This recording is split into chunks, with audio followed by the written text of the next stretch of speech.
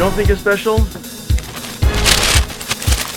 And that leads to a fourth truth, is that when you're in a rush or when you're feeling needy, that can cause a lot of problems. That's why it's good to take your time in relationships. Now, I'm not saying that could be anything. I think it's more an attitude than an actual time element.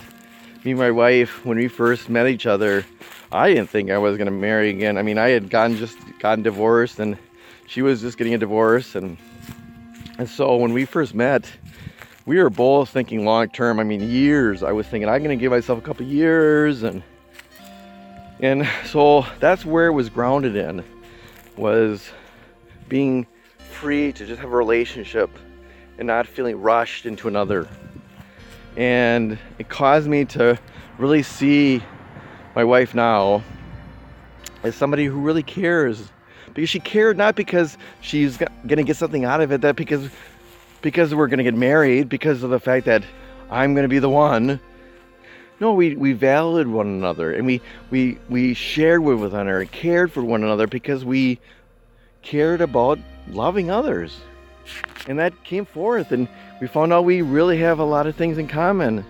But also we realized there was a lot of things that we enjoyed about one another. And we talked on the phone most of the time for like 4 months before we actually saw one another. And actually it was good, because it put us in a level that was more objective.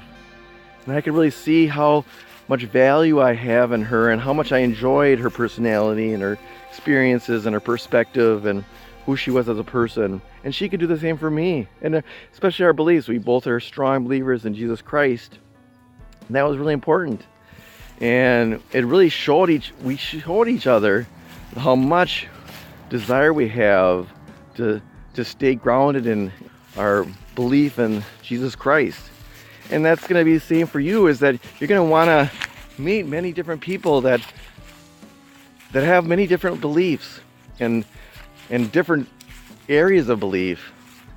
Because some people may have a belief in Jesus Christ, but very shallow, or maybe very structured. And so they're going to be different levels and different types of beliefs, even if they're similar. And so I just really strongly believe that it's so important for you to be open to continue to have different relationships and have different dating. I told my wife, I'm like, you might be the one, but I'm going to still date. And she kind of got upset at me at first, which I don't blame her. But I was just making a strong effort to make sure that I wasn't doing it out of need or doing it haphazardly and not trying to be objective. Because once we start going into a relationship, a deep relationship, it's harder to be objective. It's harder to see the whole picture. And so I wanted to make sure. I mean, yeah, maybe I was a little bit hesitant, but I think in some ways it was healthy. And she did the same thing. She kept reiterating how important it was to reach out to others and talk to her support system.